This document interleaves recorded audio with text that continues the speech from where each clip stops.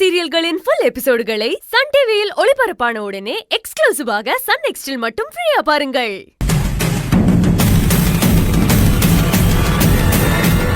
ஏ, நீங்க யாரும் நாளைக்கு வெளியில போக மாட்டீங்களா?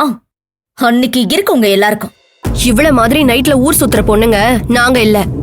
ஏய், என்னங்கடி இஷ்டத்துக்கு பேசிட்டு இருக்கீங்க? நேருக்கு நேரா மோத தைரியம் இல்லாம வார்டன் கிட்ட போய் மாட்டி விட்டுட்டு அப்படியே நல்லவங்க மாதிரி நடிக்கிறீங்களா? என்ன வெளில அனுப்பிட்டா அப்படியே போயிடுவேன்னு நினைச்சீங்களா? இனிமே தாண்டி இருக்குங்க எல்லாருக்கும். நாங்க தான் அனுப்பணும்னு வச்சுப்போம். என்னடி பண்ணுவ? ஹே சல்மா, என்ன ஓவரா பேசுற? இவ்வளவு நேரம் அவ பேசுறத வேடிக்கை பார்த்துட்டு சும்மா தானே இருந்த. இப்ப மட்டும் எதுக்கு குதிச்சு வர? எல்லாருக்கும் அவ்வளவுதான் மரியாதை சொல்லிட்டேன். ஹே சல்மா, வேணா சல்மா. இவ்ளோ நடந்ததுக்கு அப்புறமும் தான் பண்ணது தப்புன்னு உணராம திருந்தாம வந்து சண்டை போட்டுட்டு இருக்கா. இவகிட்ட நாம எதுக்கு சரிக்கு சரி பேசணும்? வாங்க போலாம். நம்ம எதுக்கு போனோம்? ஆனந்தி சொல்றதா சரி. எதுக்கு பிரச்சனை? போயிடலாம் வாங்க. பேசிட்டு இருக்கும் போதே பயந்து ஓடுறாளுங்க பாரு. இனிமே டெய்லி இவளுங்களை இந்த மாதிரி சதறி ஓட விடணும். மித்ரா, நீ ஆனந்திய ஹாஸ்டலை விட்டு விரட்டியோ இல்லையோ, இனிமே நான் ஆனந்திய இந்த ஹாஸ்டலை விட்டு விரட்டாம விட மாட்டேன். அப்படி ஒரு நல்ல விஷயத்தை நீ பண்ணன்னு வச்சுக்கோயேன், அன்னைக்கு உனக்கு ஒரு கிராண்ட் ட்ரீட் நான் உனக்கு கொடுக்கறேன். அவங்களெல்லாம் ஒரே நல்லா ஓட விட்டுறலாம். எல்லாம் இந்த வார்டன் கொடுக்கற செல்லம். சரி சரி விடுங்க, அவங்களதான் கலாய்ச்சாச்சுல. டீயும் பிஸ்கெட்டும் காலியாட போகுது, போய் சாப்பிடலாம் வாங்க. மித்ரா, முதல்ல இவளை நம்ம ரூமை விட்டு துரத்தணும்டி.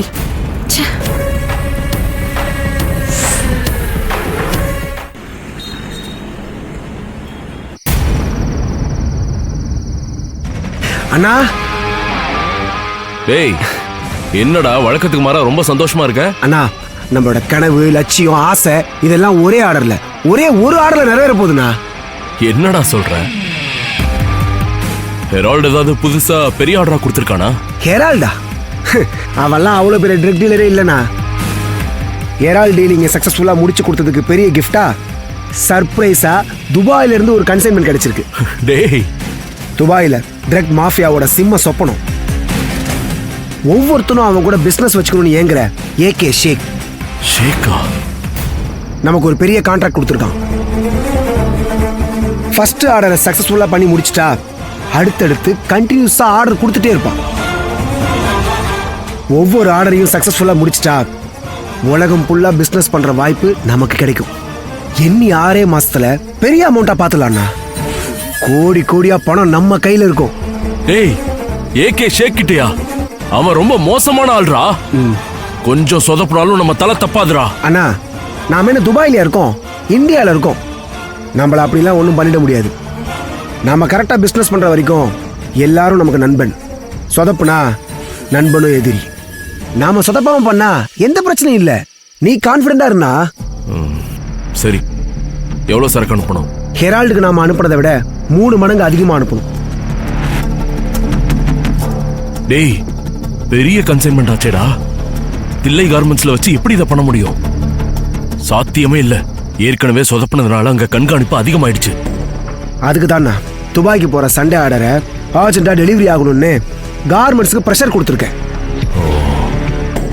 ஒட்டுமொத்த தில்லை கார்மெண்ட்ஸும் நமக்காக வேலை செய்ய போகுது. அந்த பரபரப்புல எல்லாரும் வேலை செய்யறப்ப அதுக்குள்ள ஈஸியா என்னால எல்லா சரக்கையும் ஒரே லாட்ல கடத்த முடியும். அப்போ நீ சொல்ற மாதிரி எல்லாம் நல்லபடியா முடிஞ்சதுன்னா நாமளும் இந்த ஸ்மக்லிங் குரூப்ல பெரும்புலி லிஸ்ட்ல சேர்ந்துருவோம்டா. கரெக்ட்னா. அதுக்கப்புறம் இந்த தில்லையோட டப்பா கார்மெண்ட்ஸ்ல பயந்து பதுங்கி கடத்துறதுக்கு பதிலா நாமளே நம்ம சாம்ராஜ்யத்தை உருவாக்குவோம்னா. ஏகப்பட்ட கார்மெண்ட்ஸ் ஆரம்பிச்சு உலகம் பூரா ட்ரக்ஸ் சப்ளை பண்ணலாம். ட்ரக் மாஃபியா நம்ம காலு கீழனா. ஆமாண்டா.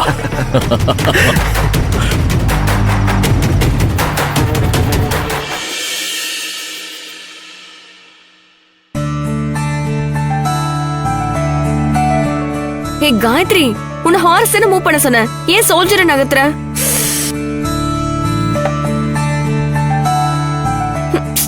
போச்சு போச்சு. பாரு, அவனோட சோல்ஜரை வெட்டிட்டா. அடுத்து ஒரு ராணிக்கு செக் வச்சிருக்கா. சீக்கிரம் அதை காப்பாத்து. இதோ இப்ப காப்பாத்திடுறேன். ஏய், ஏண்டி அவளுக்கு சொல்லி கொடுக்கற? பாரு, ஏன் கேம் ஸ்பாயில் ஆகுது. நான் அப்படிதாண்டி சொல்லி கொடுப்பேன். ஏய் வேணாம், அப்படிதான் சொல்லி கொடுப்பேன். சரி நீ வந்து விளையாடு. நான் அப்படிதான் விளையாடுவேன். என்னடி? ஏய் என்னடி உங்களுக்கு பிரச்சனை? விடிஞ்சா எனக்கு எம்புட்டு வேலை இருக்குது. நீங்க இப்படி கத்திட்டு இருந்தீங்கன்னா நான் எப்படி தூங்குவேன்? சரி சரி, இனிமே கத்த மாட்டோம், நீ தூங்கு. இதத்தே 1 மணி நேரமா சொல்லிட்டு இருக்கிய. லைட்டையும் அமுத்த மாட்டறிய. எனக்கு தூக்கமே வர மாட்டேங்குது. கொஞ்சம் கருணை காட்டுங்கடி. உனக்கு தான் தூக்கம் வரலல்ல, அப்புறம் என்ன?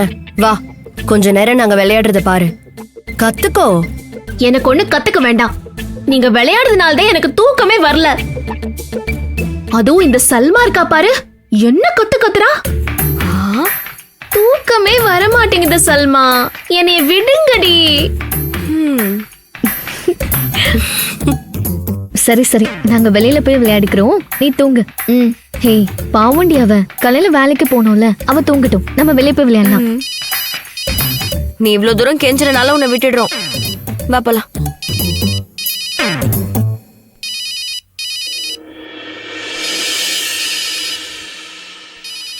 ஏய், நீ தூங்குறன்னு தானே நாங்க வெளியில போறோம். அப்புறம் எதுக்குடி போன் எடுக்கிற? ஒழுங்கு மரியாதையா போனை வச்சுட்டு தூங்குற வழிய பாரு. அன்பு தாண்டி பண்றாரு. 2 வார்த்தை பேசிட்டு வச்சு போடுறேன். நான் தூங்குறேன்டி, நீங்க போங்க. அன்பா இருக்கிறதுனால விடுறோம். சீக்கிரம் பேசிட்டு தூங்கு. சரி வாங்க. சரி வாங்க.